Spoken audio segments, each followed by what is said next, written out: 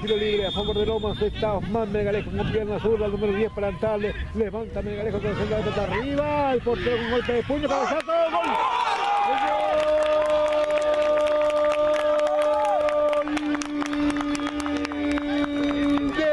Lomas Valentina. Pablito Morel con golpe de cabeza. El centro de Osman Melgarejo arremetiendo muchos colores. Se la escurrió de las manos al portero Riveros. Y ahí del rebote apareció tirándose en el piso Pablito Morel para aplicar el testazo y hacer al llegar a las redes.